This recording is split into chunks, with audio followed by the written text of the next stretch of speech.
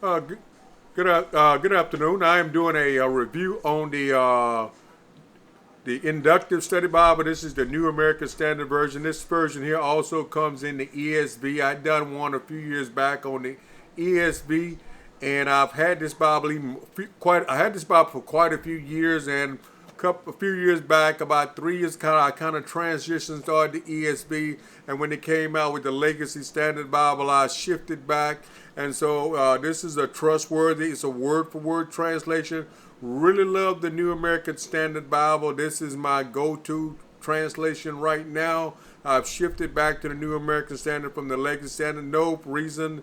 I was in prayer about asking God which translation should I use, and God placed it on my heart to do to go shift back toward the New American Standard. And at the time, I was contemplating making that shift.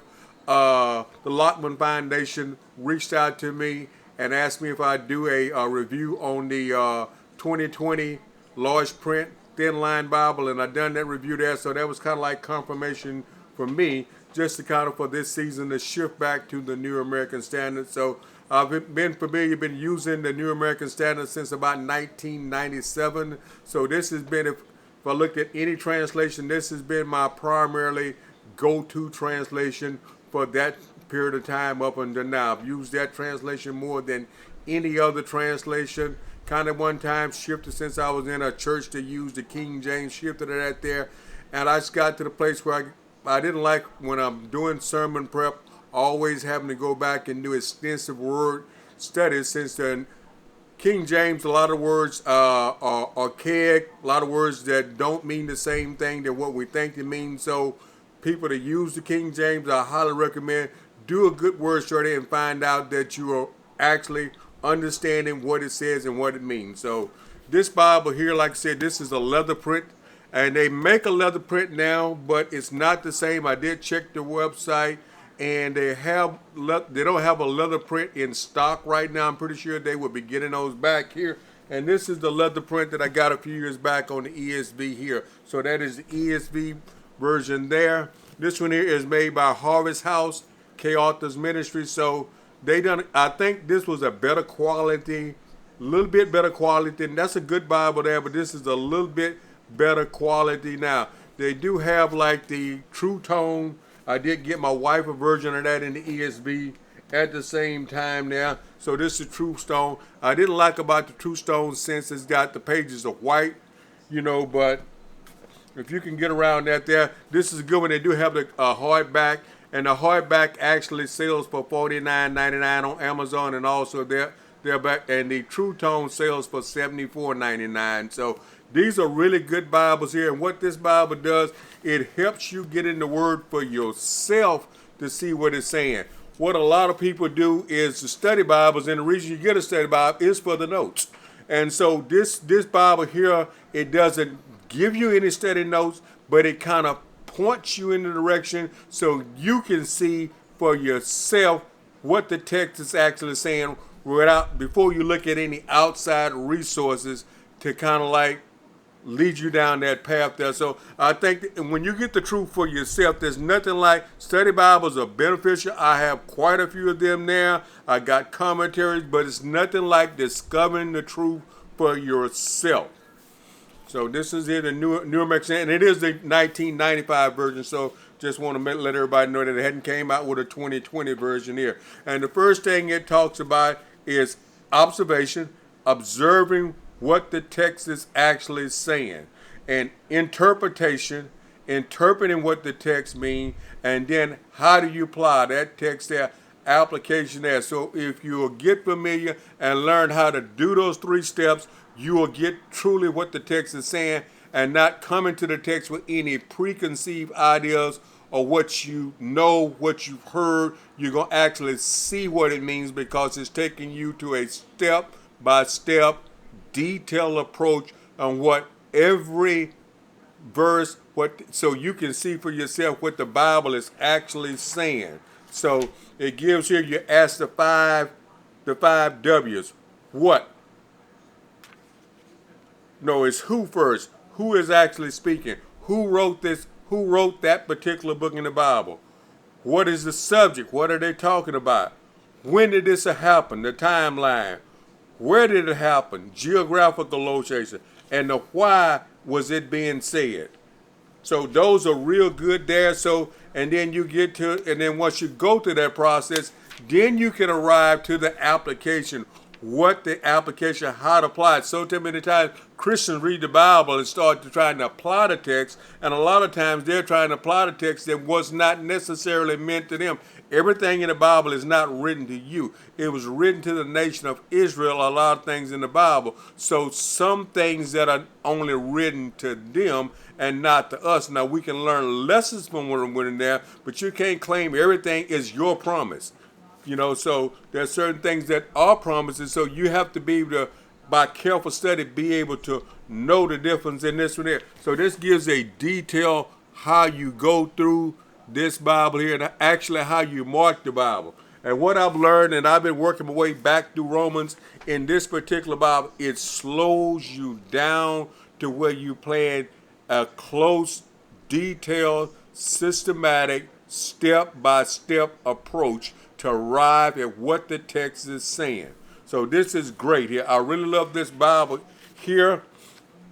And like I said, it goes through here. Like this is the sample. This is a direction page here that tells you how to go about what you're looking for and how to correctly mark in this Bible here. And it does have the markings in the Bible here. You can audit at the Precepts Ministry and get the bookmarker. They do have a bookmarker that you can use that actually using while you're studying. This is the book. I've had this bookmarker for years.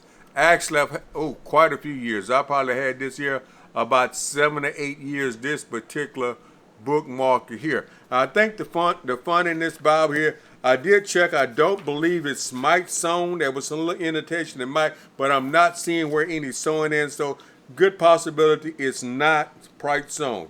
Application, and you come to that point there. Teaching, what is it saying? Reproof, correction, training for righteousness, and that's what the Word of God does for us. So this will be a blessing to anyone, and I highly recommend this approach here. And it does come like the tabernacle in the Old Testament with Moses, and then Solomon's temple is here, and then Herod's temple is here. So they got some real good color details of those temples there. And this is the Temple Mount in Jerusalem here in the New Testament time. So that is great there. And then it's got detail what's going on, the Pharaoh, Egypt, historical different points in the Bible here. The history of Israel.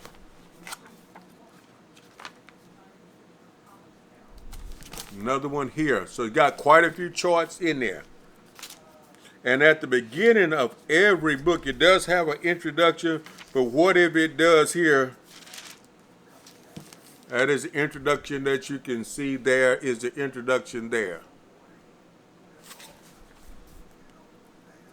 Chapter 1 and 2, it tells you, it gives you kind of like what I call breadcrumbs. It tells you what to look for in the passage. So it kind of guides you so you can discover truths for yourself. And it goes to Genesis 3-5. What are you looking for there? And what you need to look at, and then important words that you need to be looking for in that there. So it kind of like here. That's why I went through Genesis and Genesis 1 and start marking in this Bible here.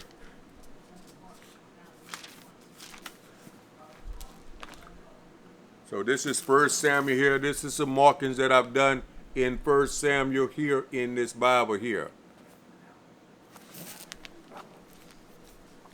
And you get over to the New Testament there, and we just look at Psalms here. So in Psalms and Proverbs, so it does have the poetic settings in Psalms and Proverbs here. So it's got about, like for it's putting notes in here, you got about an inch margin. The reference are center column reference. If I had to say, this is probably about a 10 to 11 point font. I hadn't found any information to say precisely what the it's probably like a 28 GSM paper. It is line match, so that is a good thing there. So let me go over to the New Testament here. There's a black letter version here. And like I've been going through and back in Romans now, that is the verse I'm working on halfway through. So I worked through 8 chapters of Romans last week in this particular Bible here. So really revealed a lot of truths in Romans. So I've done some extensively notes in Romans in this one here.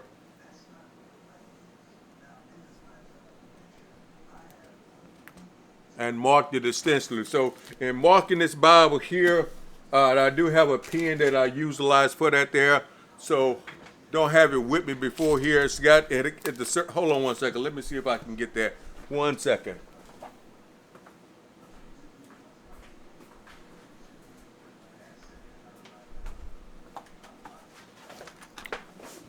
I think this is the pen here, so it has kind of like, it's not crayon, but it's kind of like a pencil. It's actually colored pencils here, so it's not crayons, it's colored pencil here. I recommend using colored pencils to write in there, so it's got multiple colors in this pen here that you can actually use. It's got 2 shades of blue, it's got purple, it's got red, it's got orange, yellow, green, and so what you do is just press down on it, and then you can turn it and then switch to the color you like, and then turn it upside down. And I think this sells here, I think it's about a little bit over $40 on Amazon here, but this is a worthwhile investment. And I also use this here,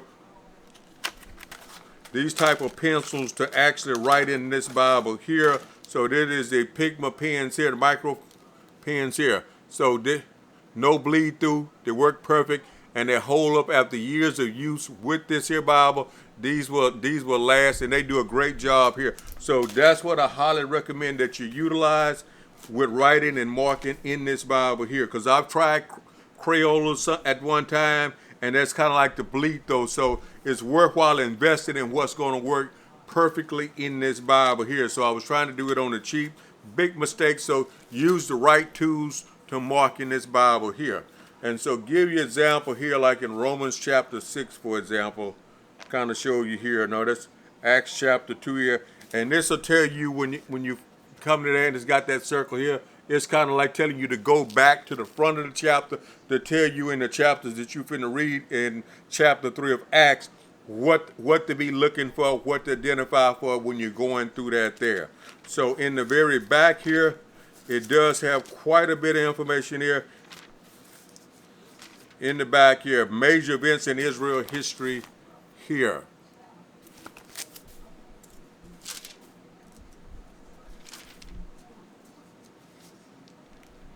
When Jesus is shown from Christ to the modern times, so it's got a lot of information here. Historical, grammatical helps here.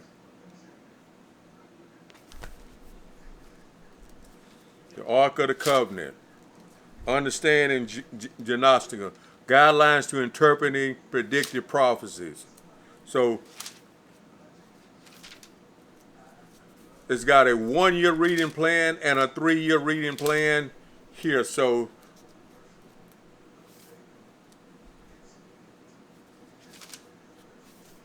it's got the also got in the back of here where it has the, like I said, there's a 3-year reading plan there. So it actually, I think using the Bible when you're going through a methodical approach like this here, it's probably best not to rush through. 3-year plan works excellent there, or a 2-year plan. You can turn it 3 years and turn it into a 2. So you go at this on your own place. It's got maps. It's got black and white maps throughout the text here, and also color maps in the back. Historical charts, tool charts. It's got a real good 4-column concordance, not large print, but it is very readable here.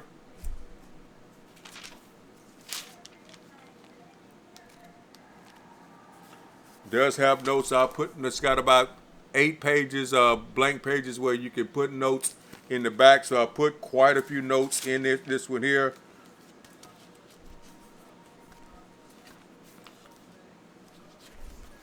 And this is like the color maps that you'll find in this particular Bible here. So I highly recommend this Bible here. This is one of my favorite Bibles. I like to take a look at the text and see what it says before I look into my study Bibles or commentaries. That is the best approach to study. I highly recommend a Bible like this here. If you have a Bible that you're using that's not those translations, you can actually get the book.